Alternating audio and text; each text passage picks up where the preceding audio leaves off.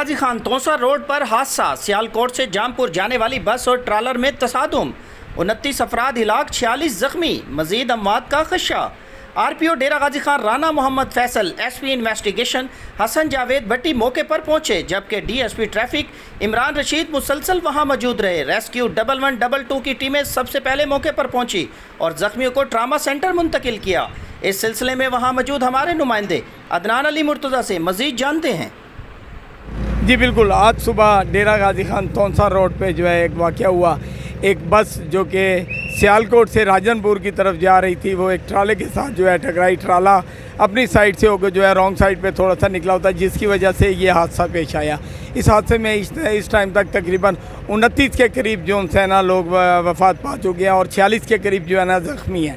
یہاں پہ جو ہے فوری طور پر ریسکیو 1122 نے پہنچ کر اور پولیس، ٹریفک پولیس اور دیگر جو ڈسٹرکٹ پولیس ہے اس نے پہنچ کر یہاں پہ حالات کو کنٹرول کیا، ڈیڈ باڈیز کو جو ہے اور جو زخمی تھے ان کو ہسپتال منتقل کیا۔ اس ٹائم ہمارے ساتھ موجود ہیں D S P traffic Imran Rashid صاحب، ان سے پوچھتے ہیں کہ یہ واقعہ کیسا آیا اور اس کے لیے اب تک جو ان سے ہے نا کیا کچھ یہ لوگ کر چکے ہیں۔ جی شکریہ۔ یہ ایکسیڈنٹ جو ہے صبح 6 بجے پولیس کو اطلاع ملی ہے، فوری طور پر پھر ادھر پہنچے ہیں۔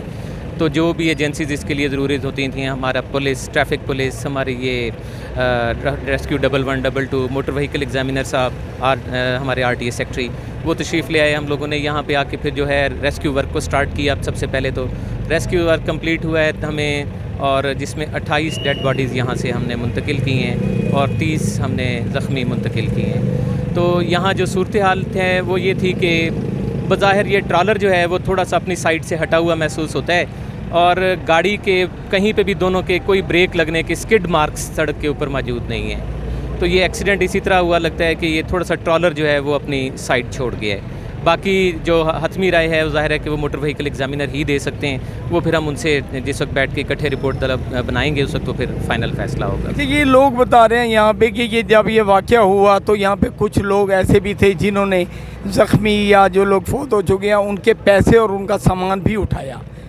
نہیں، ابھی تک ایسی ہمیں کوئی رپورٹ نہیں ہے، البتہ ہمارے لاسٹ اینڈ فاؤنڈ فوری طور پہ قائم کیا گیا۔ جیسے ہی ہم آئے یہاں پر تمام تر سامان ابھی ایس ایچ او صاحب صدر جو ہیں وہ اپنے اس میں لے گئے ہیں۔ تو یہاں پر ریسکیو 1112 کی ابتدائی ذمہ داری بھی یہ ہوتی ہے، انہوں نے آتے ہی سب سے پہلے یہاں پہ وہ لاسٹ اینڈ فاؤنڈ بنایا کہ جو سامان وغیرہ تھا وہ انہوں نے یہاں پر اسی درخت کے پیچھے یہاں پر انہوں نے رکھا ہے، تو اب وہ یہاں سے لے کے جایا گیا ہے۔ اچھا، یہ جو لوگ ہیں، جو لوگ یہاں پہ فوت ہوئے ہیں، وہ لوگ ظاہر ہے مسافر تھے، ان کے پاس اتنے پیسے بھی نہیں ہوں گے، اتنا کوئی انتظام بھی نہیں ہے کہ وہ لوگ ڈیڈ باڈیز ان کے گھروں تک واپس جا سکیں۔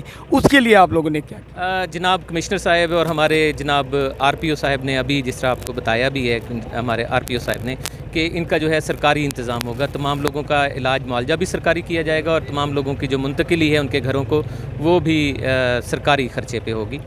یہ جی، جیسے کہ عمران رشید صاحب نے بتایا کہ یہاں پہ جتنی بھی کیجویلٹیز ہوئی ہیں ان لوگوں کے جو ورثان ہیں اگر وہ یہاں سے جانا چاہتے ہیں اپنے علاقوں میں تو اس کو جو ہے نا سرکاری طور پر جو ہے نا ان کو بھیجا جا سکتا ہے۔ اور اس کے علاوہ جو چوری کے واقعے کی ہمیں اطلاع مل رہی تھی اس کے بارے میں انہوں نے بتایا کہ ابھی تک ہمیں کوئی اطلاع نہیں ملی۔ جی